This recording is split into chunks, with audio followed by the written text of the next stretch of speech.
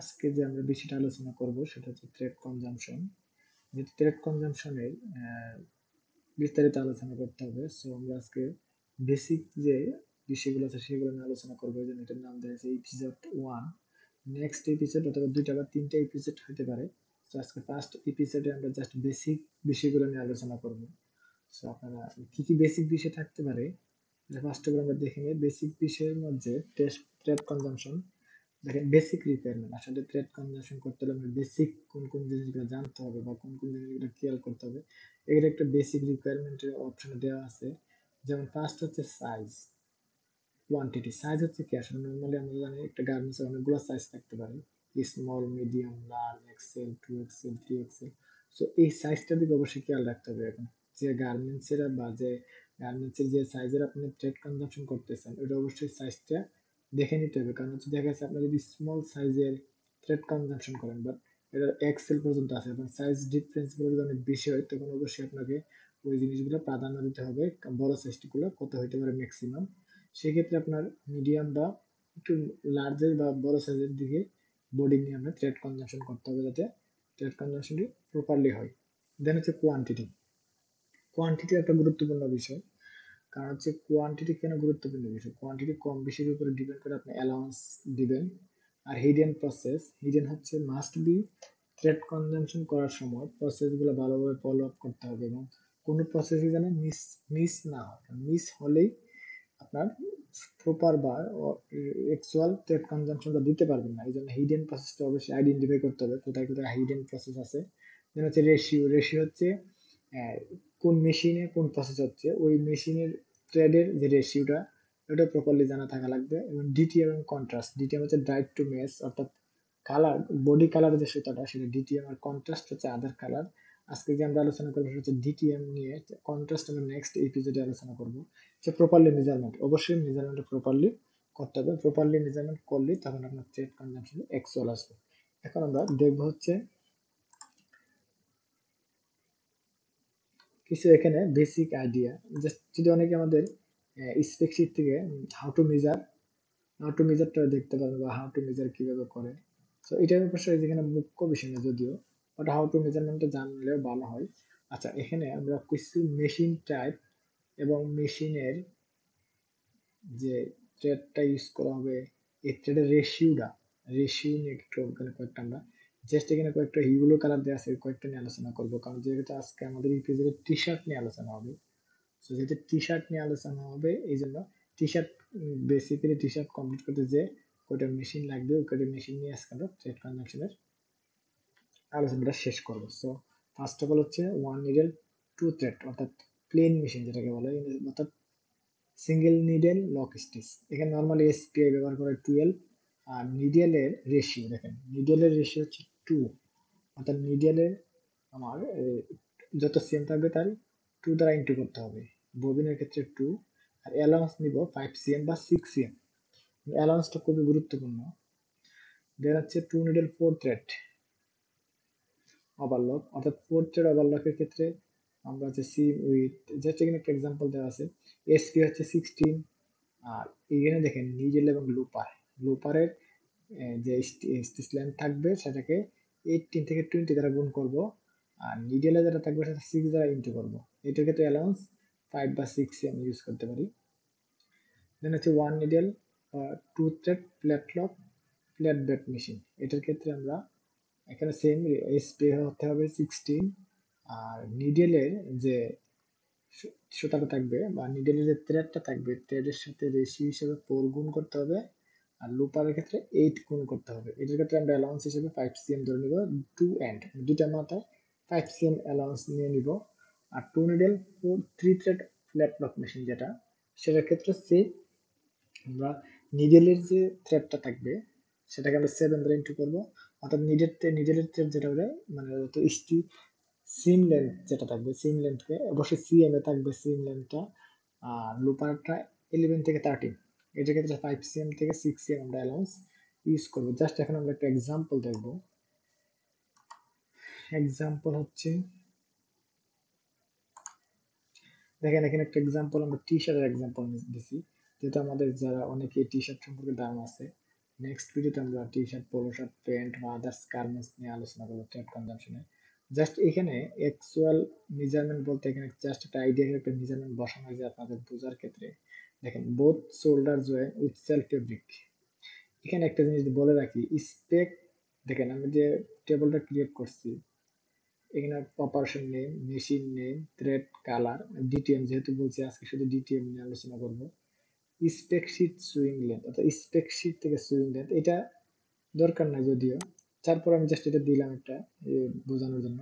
Actual swing length, অর্থাৎ spec শিটে swing length হচ্ছে 12, আর আপনি অ্যাকচুয়ালি মেজারমেন্ট করে পেয়েছেন 13।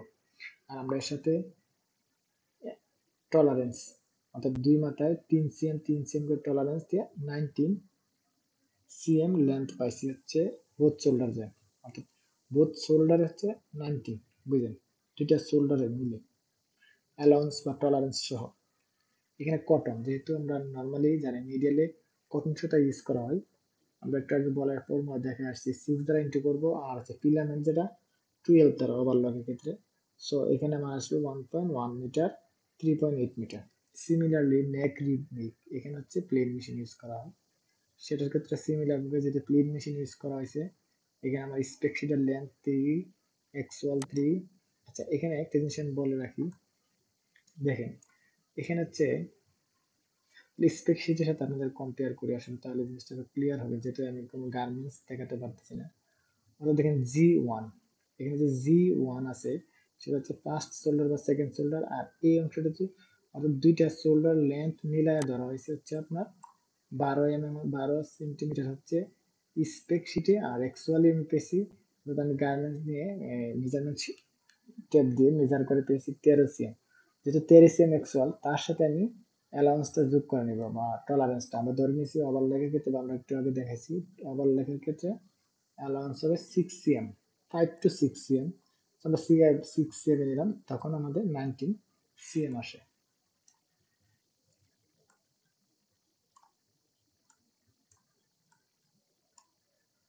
সো সিমিলারলি নেক রিপ জয়েন্ট, এটা ওভারলকে, এটার হচ্ছে, এটার জন্য স্পেক শিট মেজারমেন্ট 41 টোটাল। এখানে যেহেতু এটা ওভারলক, আমি একটা প্লেট টক দেখি, ব্যাক নেক ট্যাপ বাইন্ডিং, এই যে টু থ্রেড দেখেন, এখানে টু মানে টু থ্রেড, স্পেসিফিক বুঝাই দিই, এখানে টি হচ্ছে thread, thread.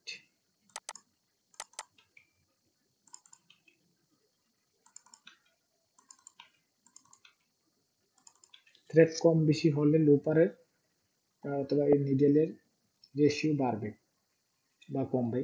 So 4 number process back neck tape binding, সেটা হচ্ছে প্লেট লক টু থ্রেড। এটার ক্ষেত্রে আমরা নিডেল যে সেটা রেডি, তার যে লেন্থ তার সাথে 4 গুণন হবে, অর্থাৎ 4 গুণ হবে বা 4 টাইমস, আর লুপার হবে 8 টাইমস। সেটা ক্যালকুলেশন করলে এটা আসবে, যেগুলো আপনারা ক্যালকুলেশন করে দেখতে পারেন। দেন হচ্ছে সিমিলারলি প্লেন মেশিনটা আমরা দেখলাম, জাস্ট আমরা মেজারমেন্ট করে নিয়ে নিব, নিয়ে জাস্ট বেলটা বসাই দিব। ফ্রন্ট নেক টপ স্টিচ, এটা প্লেট লক, টু থ্রেড হবে স্লিপ জয়েন্ট, ফোর থ্রেড আবার লক। জাস্ট খালি আমি একটা স্লিপের লেন্থ মেজারমেন্ট করবো, আর্ম হোলের লেন্থটা দেন হচ্ছে জাস্ট 2 দ্বারা ইন্টু করলে যেটা আসে সেটাই আমি দুইটা ধরে নিচ্ছি 25 cm। সো যেহেতু আবার লক, অ্যালাউন্স হিসেবে বা টলারেন্স হিসেবে 6 cm নিচ্ছি, 25 + 6 31। আগের মধ্যে ফোর থ্রেড ওভারলকের ক্ষেত্রে কটন বা নিডেলের সুতা হবে 6 আর লুপার হবে 20। সিমিলারলি স্লিভ হ্যাম, হ্যাম যেহেতু প্ল্যাটফর্ম 3 থ্রেড, সো প্লেন নিডেলে হবে 7 গুণন, আর হচ্ছে ফিলামেন্টে বা লুপার হবে 13। এখন বডি হ্যাম সামারি টোটাল করার পরে আমার পার বডিতে, দেখেন পার বডিতে কটন বা নিডেলে যে সুতাটা লাগে সেটা হচ্ছে 19.9 মিটার, আর ফিলামেন্ট হচ্ছে 15.12। এখানে জিনিসটা ভালোভাবে খেয়াল করতে হবে, আমরা প্রথমে বলছিলাম যে কোয়ান্টিটি সাইজ দেখতে হবে। এটা নর্মালি ধরি, আমি ধরে নিলাম মিডিয়াম মিডিয়াম সাইজ অথবা লার্জ সাইজের নিয়েছি। সো কোয়ান্টিটি এখানে যা আসবে তার সাথে আমরা নর্মালি 10 থেকে 12% একটা অ্যালাউন্স দিয়ে থাকি। যদি কোয়ান্টিটি কম হয়, অবশ্যই আপনি অ্যালাউন্সটা 15% নেবেন, 15% নেবেন। কি বলছি, যদি অ্যালাউন্স, সরি কোয়ান্টিটি টোটাল অবশ্যই জন্য থ্রেড কনজাম্পশন দেওয়ার আগে অবশ্যই টোটাল কোয়ান্টিটিটা জেনে নেবেন, অর্ডার কোয়ান্টিটি, সেই হিসাবে থ্রেড রিকোয়ারমেন্ট দিলে আপনার এটা প্রপারলি বা অ্যাকুরেসি বেশি হবে। সো যেহেতু আমাদের যদি কোয়ান্টিটি বেশি হয়, আমরা নর্মালি 10 থেকে 12% অ্যালাউন্স নিব। আর যে কোয়ান্টিটি বেশি হলে সেটা 12% দিব, আর কম হলে 15% নেব। সেখানে আমি টোটাল কোয়ান্টিটি 1000 ধরে নিচ্ছি। সো 1000 ইন্টু সাইজেস, দেখেন 1000 ইন্টু জাস্ট খালি সরি 1 লাখ ইন্টু কটনে কতটুকু লাগবে আর ফিলামেন্ট, এইভাবে আমরা মার্চেন্টদেরকে মেল দিতে পারি। অবশ্যই মেনশন করতে হবে, যদি কোয়ান্টিটি কম থাকে সেটা ক্ষেত্রে আমরা 15% ইউজ করব। এটা হচ্ছে আমি আসলে মূলত বোঝাচ্ছি মিডিল একটা সাইজের জন্য। যদি আপনারা সাইজের আলাদা আলাদা করতে পারেন তাহলে সেটা অবশ্যই যদি অনেকটা লেন্থি হয়ে যাবে, মাঝে মাঝে একটা সাইজ নিয়ে ক্যালকুলেশন করতে পারেন। সো এখানে কিন্তু অবশ্যই আমরা ডিটিএম নিয়ে আলোচনা করছি, ডাইট টু মেচ যে থ্রেড। সো আমরা কন্ট্রাস্ট যে গার্মেন্টসটাকে রেডি করছি এখানে কন্ট্রাস্ট ছিল না। সো এই জন্য এখানে সবগুলো ডিটিএম ছিল। আমরা নেক্সট ভিডিওতে ডিটিএম নিয়ে আলোচনা, বা সরি কন্ট্রাস্ট যদি সেটা থাকে কিভাবে আলোচনা করবো সেগুলো, এবং আদার্স যে মেশিনগুলো থাকবে তার রেশিওগুলো। আর এখানে যে রেশিওগুলো হচ্ছে যেভাবে ইউজ করা নর্মালি, এটা হচ্ছে প্র্যাকটিক্যালি আপনি ইচ্ছা করলে 5 cm অথবা 10 cm থ্রেড স্টিচ রিমুভ করে বা স্টিচ খুলে সেভ করতে পারেন। আসলে 1 cm এর জন্য 1 cm স্টিচ খুলে দেখবেন আসলে কয় সিএম থ্রেড আছে। যদি আপনার 1 cm স্টিচ খুলে দেখেন, সেখানে আমরা কিন্তু এটা 6 এবং 20 দ্বারা, যেটা ছিল ফিজিক্যালি আমরা চেক করার পরে ভ্যালুগুলো বসাইছি। এটা আপনারা ইচ্ছা করলে ফিজিক্যালি চেক করতে পারেন। সো যদি চেক কেউ চান ফরম্যাটটা দিতে পারি, অবশ্যই ফরম্যাট ছেলে নোট করবেন। আর আমার নেক্সট ভিডিওতে অন্য একটা স্টাইল অথবা প্লাস কন্ট্রাস্ট কালার কিভাবে সুতা থ্রেড কনজাম্পশন করা হয় সে বিষয়ে দিব। সবাইকে ধন্যবাদ।